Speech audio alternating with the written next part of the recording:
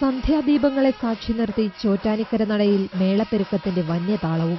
ക്ഷേത്രത്തിന്റെ കിഴക്കേ നടയിൽ മേളപ്പൂരമൊരുക്കിയത് മറ്റാരുമല്ല, മലയാളിയുടെ പ്രിയതാരം പത്മശ്രീ ജയറാം. അഭിനയത്തിന്റെ നക്ഷത്രത്തിളക്കത്തിലും ജയറാം മനസ്സിലേറ്റിയ മേളപ്പെരുമയ്ക്ക് ചോറ്റാനിക്കര നടയിൽ ഭക്തരും ആരാധകരും സാക്ഷിയായി. 111 കലാകാരന്മാരെ അണിനിരത്തി മേളത്തിന്റെ ഗതികാല വേഗങ്ങൾ നിയന്ത്രിച്ച് അങ്ങനെ മേളപ്രമാണിയായി തലയെടുപ്പോടെ ജയറാം.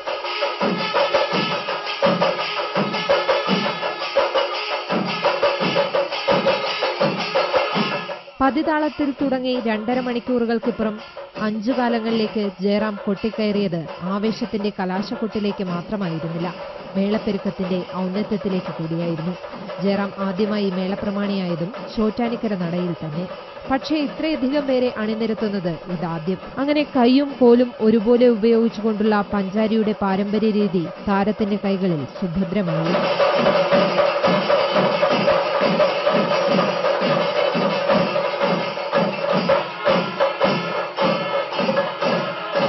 കിട്ടുന്ന സമയങ്ങളിൽ ഇതിനോടുള്ള കമ്പം കൊണ്ട് മാക്സിമം സാധകം ചെയ്ത്, പിന്നെ എന്നെപ്പോലെയുള്ള ഒരാൾക്ക് ഞാൻ താമസിക്കുന്ന ഹോട്ടലിൽ ചെണ്ട കൊട്ടാൻ പറ്റില്ല, പൊതു സ്ഥലങ്ങളിൽ കൊട്ടാൻ പറ്റില്ല.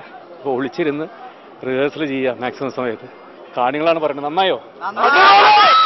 അഭിനയകലയുടെയും മാതംഗലീലയുടെയും പ്രമാണങ്ങൾ മാത്രമല്ല, മേളപ്പെരുക്കത്തിന്റെ പ്രമാണങ്ങളും തന്റെ കൈകളിൽ ഭദ്രമെന്ന് ജയറാം തെളിയിച്ചു. ക്യാമറാമാൻ പ്രസാദ് വില്ലോടിക്കും വിനോദിനുമൊപ്പം ചോറ്റാനിക്കരയിൽ നിന്നും ലക്ഷ്മി പത്മ.